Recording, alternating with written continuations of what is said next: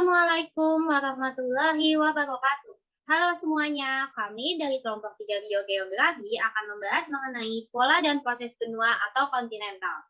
Nah, di kelompok 3 ini anggotanya ada Aulia Fijalatami, Amanda Welianti, Faden Jihan Pratama, Tiara Putri, Krisna Rahma Putri, dan saya sendiri Sania Rumaisa. Yuk langsung aja ke pembahasannya.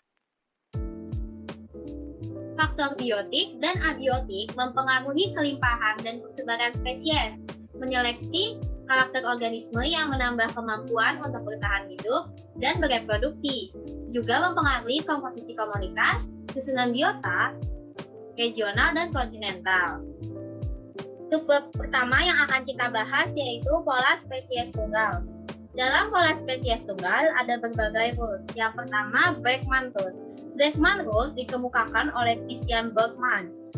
Berisi tentang individu berukuran lebih besar ditemukan di lingkungan yang lebih dingin, yaitu karena menurunkan perbandingan luas permukaan dengan volume, sehingga lebih menguntungkan untuk menjaga panas tubuh di iklim dingin. Dan spesies berukuran lebih kecil ditemukan di daerah yang lebih hangat. Contohnya ada di gambar samping, yaitu penguin di Antartika lebih besar daripada penguin di Galapagos dan Argentina, karena di Antartika itu suhunya lebih dingin daripada di Argentina dan Galapagos. Selanjutnya ada Allen's Rule. Allen's Rule dinamai karena nama penemunya yaitu American zoologist yang bernama Joel Allen. Nah, Allen's Rule ini anggota badan, telinga, dan pelengkap lain dari hewan yang hidup di iklim dingin cenderung lebih pendek daripada yang hidup di iklim hangat. Nah, ciri ini juga masih berhubungan dengan keuntungan termoregulator, yaitu untuk menjaga suhu tubuh. Contohnya ada di gambar samping, yaitu ada Jack Rabbit. Dia memiliki telinga yang lebih panjang, kaki dan muka yang lebih panjang karena tinggal di suhu yang lebih panas dibandingkan Arctic Hare yang memiliki telinga pendek, kaki dan muka yang lebih kecil.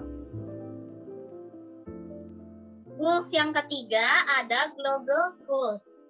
Glogger's Rules membahas mengenai individu dari banyak spesies serangga, burung, dan mamalia berpigmen lebih gelap di iklim yang lembab dan warnanya lebih terang pada iklim yang kering. Contohnya pada gambar macan tutul di samping, macan tutul yang berwarna lebih terang tinggalnya di iklim yang kering, dan macan tutul yang berwarna gelap tinggalnya di iklim yang lebih lembab pada dense tropical forest.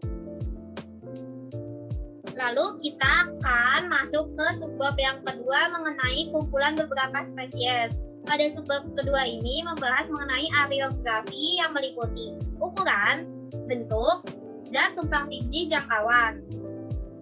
Yang pertama ada ukuran jangkauan.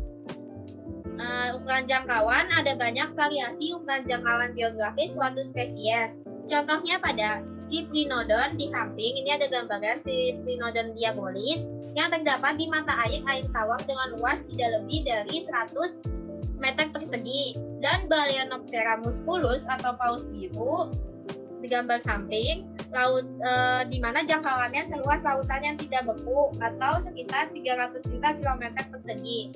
Wow, paus biru jangkauannya lebih luas dibandingkan Cyprinodon diabolis. Selanjutnya ada bentuk jangkauan. Ada juga pola dari bentuk jangkauan. Nah, ini disampaikan oleh Rakopov pada tahun 1982. Mengatakan bahwa terlepas dari variasi perbedaan besar area jangkauan mamalia di Amerika Utara, batasan area jangkauan mereka relatif konstan loh. Namun menurut beberapa ahli lain, pola ini belum sepenuhnya benar, karena hanya merupakan bias dari pembuat peta. Nah, pembahasan selanjutnya mengenai tumpang tindih jangkauan akan dibahas oleh teman saya. Baik, selanjutnya ialah tumpang tindih dari jangkauan. Beliau mengatakan spesies yang berkerabat dekat cenderung tumpang tindih pada jangkauannya karena memiliki kapasitas sebaran yang sama. Jika dilihat pada gambar berikut ini adalah peta wilayah kecil di bagian barat daya New Mexico. Nah, ini menunjukkan rentang geografis yang berdampingan tetapi sedikit tumpang tindih. Nah, dari dua spesies tikus belalang atau grasshopper mice di Amerika Utara yang sangat dekat hubungannya dan secara ekologis mirip, yaitu yang pertama Onychomys arenicola. Nah, ini simbolnya dari lingkaran terbuka, dan O. Torridus, lingkaran yang tertutup. Nah, spesies ini sangat mirip sehingga mereka baru diidentifikasi oleh perbedaan karyotipe atau jumlah dan jenis kromosom. Nah, individu dari kedua spesies telah ditemukan bersama, hanya di 3 lokasi terdekat. Tapi, pengecualian kompetitif mencegah koeksistensi lokal dari bentuk-bentuk ini. Kemudian, makroekologi. Dimulai dari pendekatan makroekologi statistik. Makroekologi adalah pendekatan statistikal dan kuantitatif yang digunakan untuk mengidentifikasi kumpulan dan struktur biota dengan cara mengidentifikasi pola ekogeografi yang berfokus pada distribusi variabel berupa individu atau populasi. Nah, inti dari makroekologi ini adalah mencoba untuk mengidentifikasi pola ekogeografi umum dan untuk memahami mekanisme yang mendasarinya, berfokus pada distribusi statistik variabel di antara sejumlah besar partikel ekologi yang setara, tapi tidak identik. Selanjutnya yaitu distribusi ukuran rentang.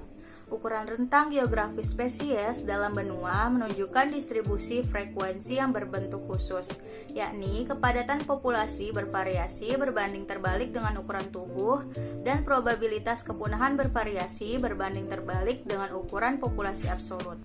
Spesies dengan ukuran tubuh besar cenderung langka dan rentan punah. Hanya jika mereka memiliki rentang geografis yang besar, mereka cenderung memiliki jumlah individu yang cukup untuk bertahan.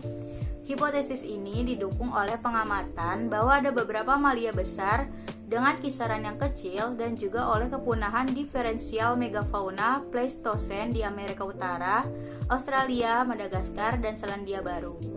Selanjutnya, ukuran tubuh dan keanekaragaman spesies.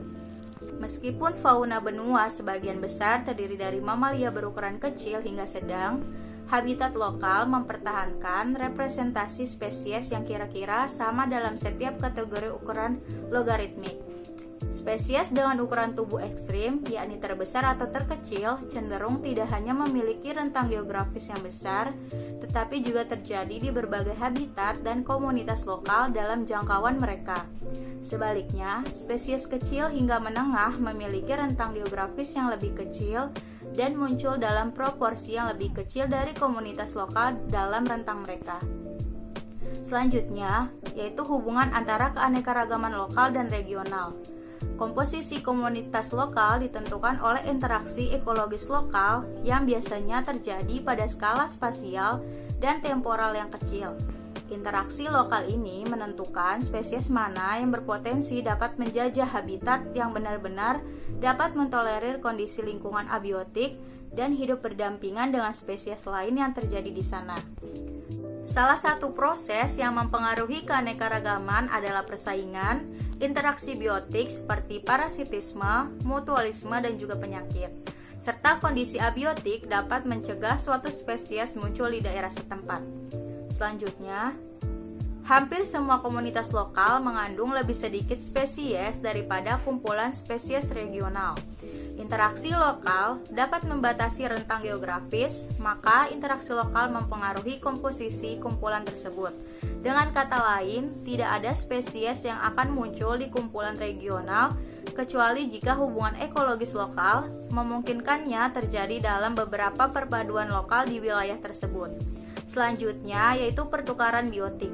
Salah satu contoh pertukaran biotik adalah pertukaran mamalia antara Amerika Utara dan Selatan setelah pembentukan jembatan darat Amerika Tengah sekitar 3,5 juta tahun yang lalu. Peristiwa ini dikenal sebagai Great America Interchange.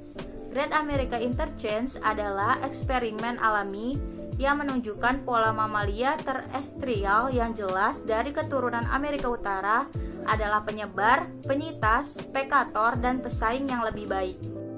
Nah, yang selanjutnya adalah pemeliharaan biota berbeda. Kebalikan dari pertukaran biotik merupakan pemisahan biotik atau provinsialisme biogeografis. Nah, dikarenakan pertukaran biotik merupakan keberhasilan penyebaran dan ekologis berikutnya, maka pemeliharaan provinsialisme sebagian besar harus disebabkan oleh beberapa kombinasi isolasi terus-menerus dan resistensi terhadap invasi. Nah, selanjutnya adalah hambatan antara wilayah biogeografis. Sebagian besar wilayah biogeografis terisolasi dalam artian bahwa mereka dipisahkan oleh hambatan ekologis terhadap penyebarannya. Nah, rentang geografi sebagian besar spesies dalam suatu wilayah tidak meluas hingga ke batas, dikarenakan jauh dari jembatan darat.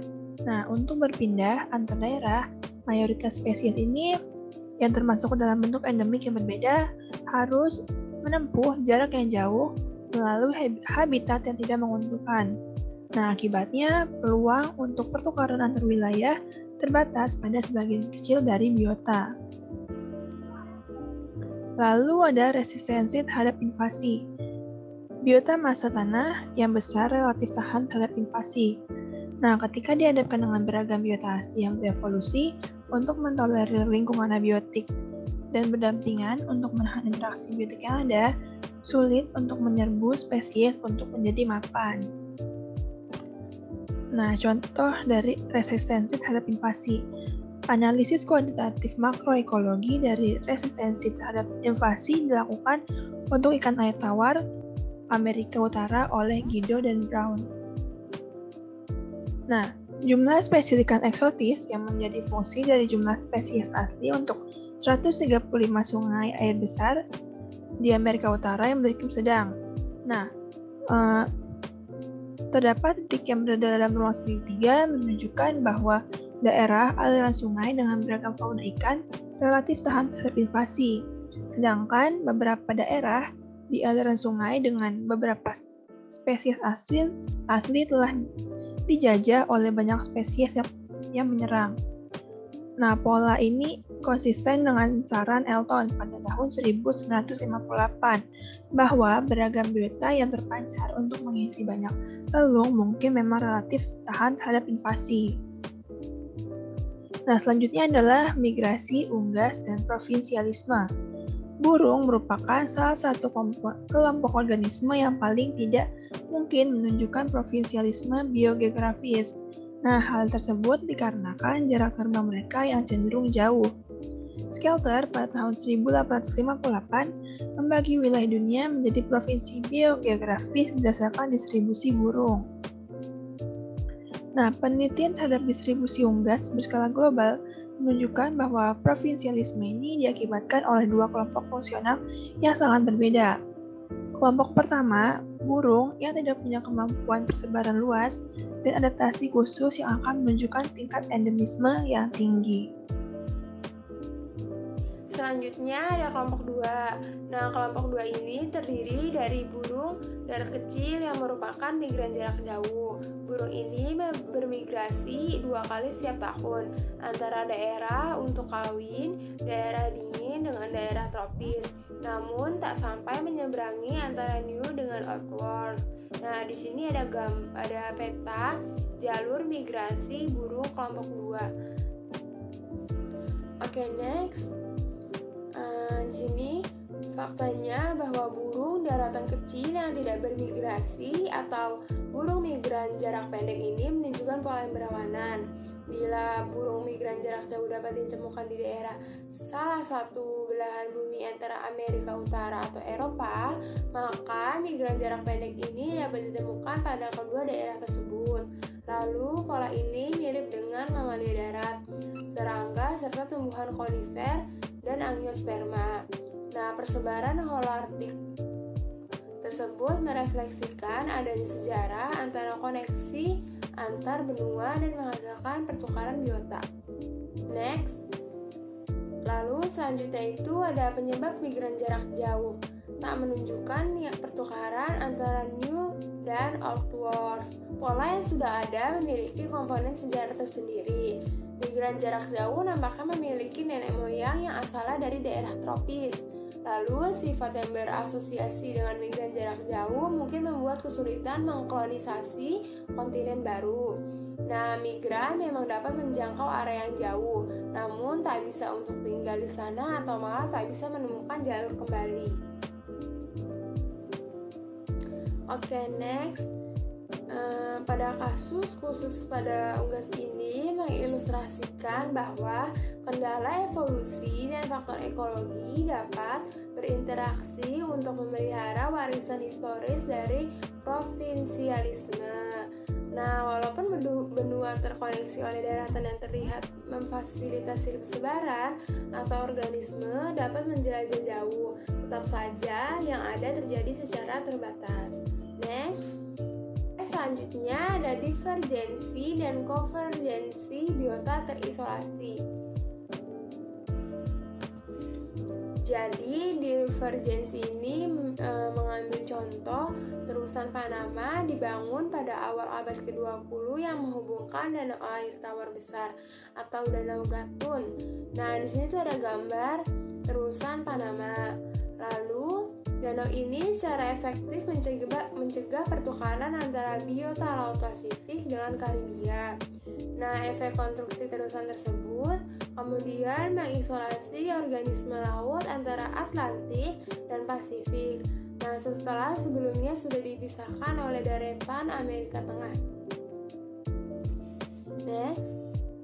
Oke. Jadi hal ini itu menimbulkan kontroversi terhadap efek ekologi dari sebuah pertukaran spesies sebagai hasil dari pembangunan terusan. Kemudian menciptakan banyak penelitian antara persamaan dan perbedaan antara biota Karibia dan Pasifik Timur. Nah, pada daerah Pasifik Timur ini kelompoknya itu lebih beragam. Namun di daerah Karibia juga fauna yang terspesialisasi serta laut lebih menimpa keberadaannya. Next. Di kedua sisi ini banyak kelompok spesies yang memiliki kekerabatan dekat. Tingkat divergensinya kemudian dianggap menarik sebab waktu isolasi diketahui secara akurat dan agaknya sama untuk setiap kelompok spesies. Nah, walaupun terdapat diferensiasi, kebanyakan pasangan spesies ini mirip secara morfologi dan mungkin juga misi ekologinya. Oke, selanjutnya akan dijelaskan oleh teman saya. Di kedua sisi, banyak kelompok spesies yang memiliki kekerabatan dekat. Tingkat divergensinya kemudian dianggap menarik sebab waktu isolasi diketahui secara akurat dan agaknya sama untuk setiap kelompok spesies. Walaupun terdapat diferensiasi, kebanyakan pasangan spesies mirip secara morfologi dan juga misia ekologinya. Hal itu kemudian mensugestikan adanya kompetisi antara pasangan spesies yang mencegah pertukaran antar konstruksi terusan. Di sisi lain, bila beberapa formasi adalah kompetitor unggul dan mampu menginvasi daerah seberang, maka pengecualian kompetitif akan menghasilkan kepunahan spesies yang berakibat tanpa memberikan pengaruh besar pada diferensitas yang ada. Selain divergensi, ada pula konvergensi. Konvergensi ini apabila lingkungan fisik yang terpisah berear bersifat mirip, maka organisme pun akan berevolusi secara independen menjadi adaptasi yang hampir sama pula. Konvergensi dibagi menjadi dua, yaitu konvergensi pada level spesies dan konvergensi pada level keseluruhan biota. Pada konvergensi pada level spesies, contoh terbaik yang bisa diambil adalah pada tumbuhan, khususnya yang hidup di area di mana lingkungan abiotiknya mirip dan menyebabkan munculnya bentuk atau fungsi yang serupa. Tumbuhan dominan pada keempat daerah di samping memiliki morfologi yang mirip, semak, sklerophyllus, maupun daun yang selalu hijau. Morfologi daunnya pun juga hampir serupa. Sebagai tambahan, spesies-spesies tersebut memiliki fisiologi serupa pula.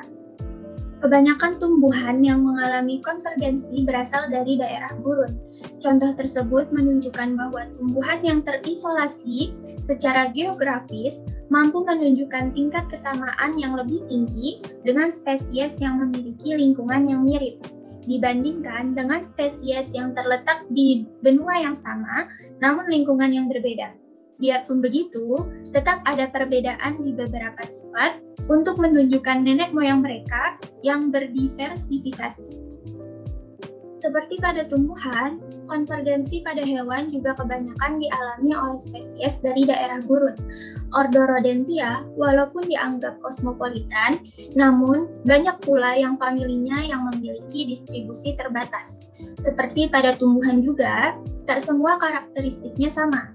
Yang mirip cenderung hanya karakteristik khusus yang digunakan untuk beradaptasi, seperti tungkai belakang, cara berjalan bipedal, maupun morfologi ekor. Nah, berikut ini adalah gambar dari konvergensi antara 5 genera Rodentia dari berbagai gurun di dunia. Terlihat bahwa morfologinya banyak mengalami kemiripan. Baik, selanjutnya ialah konvergensi pada level keseluruhan biota. Nah, di sini banyak investigasi menunjukkan bahwa konvergensi juga dapat terjadi di ranah keseluruhan biota. Sebagai contohnya adalah mamalia yang berhabitat di hutan tropis Afrika dan Amerika Selatan, atau tumbuhan serta burung yang hidup di iklim gurun. Biarpun dapat terjadi, banyak ilustrasi yang melebih-lebihkan kemiripan antar biota, sehingga terkadang terjadi miskonsepsi. Jadi sulit menemukan kemiripan bila menyangkut keseluruhan biota, sebab perbedaan diantaranya akan menutupi kemiripan yang ada. Nah, pada lingkungannya pun, bila dibandingkan secara geografis, ekologi, dan geologi dari dua benua, menunjukkan bahwa lingkungan yang ada kadang juga berbeda dari beberapa aspek. Walau terjadi kesulitan dalam mengidentifikasi pasangan spesies yang ekivalen secara ekologi, beberapa fauna atau flora menunjukkan bukti diversifikasi hingga kemudian sumber yang berbeda dapat digunakan. Nah, berikut ini adalah contoh dari konvergensi. Itu antara pasangan spesies mamalia yang berhabitat di Amerika Utara dengan di Australia. Yang di kiri adalah Amerika Utara, yang di kanan Australia. Dari bangsa anjing ada wolf atau serigala dengan Tasmanian wolf di Australia. Lalu pada bangsa kucing di Amerika Utara ada ocelot. Lalu di Australia ada native cat. Kemudian ada di bangsa arboreal atau fauna yang menghabiskan sebagian besar hidupnya di pohon. Di Amerika Utara ada flying squirrel, tupai terbang, dan juga di Australia ada flying palanger. Kemudian yang selanjutnya ada groundhog atau yang biasa kita sebut sebagai marmut tanah. Lalu di Australianya ada wombat. Nah, secara kita lihat susunan morfologinya hampir mirip-mirip ya, karena itu menunjukkan konvergensi dari antara pasangan-pasangan tersebut. Sekian dari presentasi kelompok kami. Apabila ada kurang lebihnya, kami mohon maaf. Wassalamualaikum warahmatullahi wabarakatuh.